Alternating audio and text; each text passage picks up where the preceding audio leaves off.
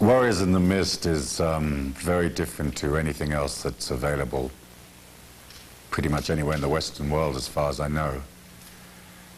A lot of seminars take place in hotel rooms, and that's a good thing because people can think about the psychological, spiritual concepts, and they can think about how to toughen their will, and they gain valuable insights into their psychology. But it doesn't really come together as a consolidation until you take it out in a practical way and force yourself through the disciplines, through the endurance, and put the concepts that you've learned elsewhere into reality. It's easy enough to take on an idea, but making it a part of your real life takes longer, doesn't it? It starts as an intellectual concept, and eventually it becomes a solid feeling. I am what I am. That sense of serenity, that sense of courage and fearlessness, the sense of power, what I call in my book silent power. So when you know, you don't necessarily have to talk about it. You can move through the world and you can perceive an alternate reality. You can have an enormous strength and not make a great show of it. And that to me is the concept of the unknown sage, this wise person, this medicine person, walking through the planet, teaching by their presence, by what they are, teaching by the fact that they're comfortable with themselves. And that is really what we're hoping to reach, the journey from ego and all the agony of the ego to the serenity of spirit. And that is how, I believe anyway, we will transform the world gradually over a period of maybe hundreds of years and many generations, but all the tribes and all the people, little by little, moving away from this very separate reality. We are this and those people over there are less than us or different to us. We are this. In the end, we're not so much this, we're not African, Italian, Irish, Catholic, Hindu, Buddhist. We're spirit, pure spirit. And when our planet and our people realize they're pure spirit, then eventually this evolution will change and everybody will become free. I think what makes these seminars and these experiences so different is that I do lace into them this idea of the etheric body, the subtle body. Etheric comes from a Greek word which means to blaze, and it is this blazing energy that is the real you. It's taken me 20 years to really understand it. It isn't that hard to see, and I can train people in a matter of a few hours to glimpse it. But to understand it and to be able to use it and to be able to work it as a process within has taken me a long time to learn.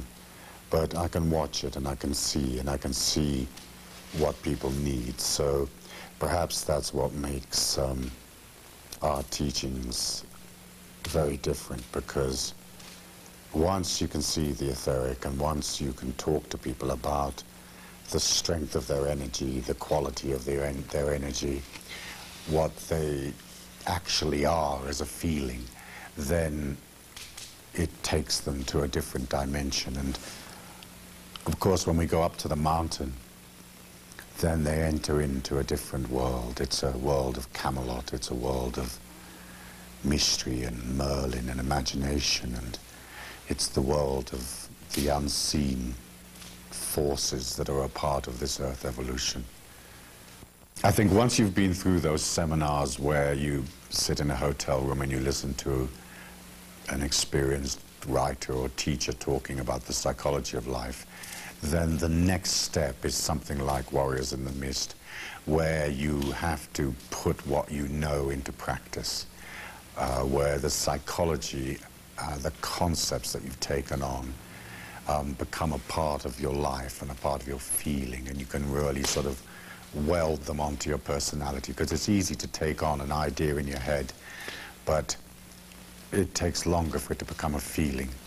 So by taking our participants out early in the morning and taking them through many different types of processes and events, through what are very long days, I mean, it takes a certain amount of endurance, but by taking them through these processes, then the psychological and spiritual ideas are galvanized into their energy and become a part of their strength, a part of their balance.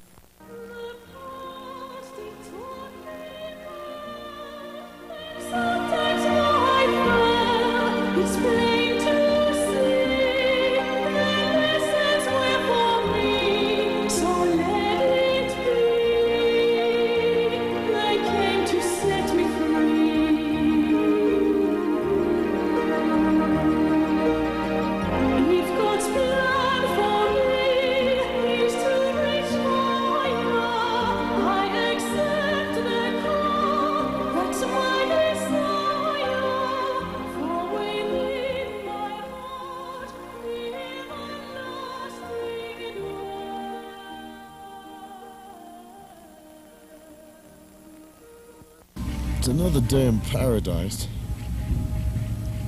We've had a lovely morning meditating. We're coming down the valley. You can see the early morning mist. The sun is out. Jackie's got breakfast ready. I think today's Tuesday.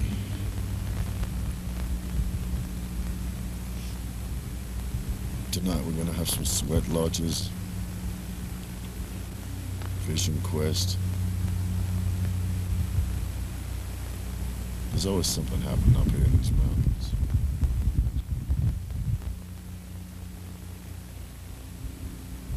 Apparitions and mystical happenings, and bear and bobcat and grouse and wild turkey and strange things that go bump in the night. That's our game.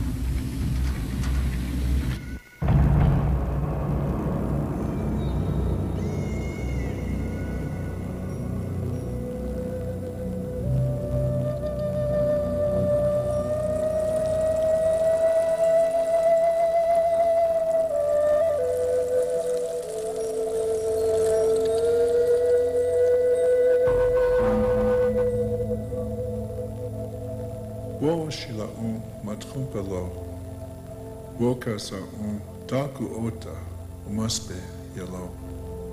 Wo shila el otakuye oyasmi kinajik telo, ochakuluta ki hayelo.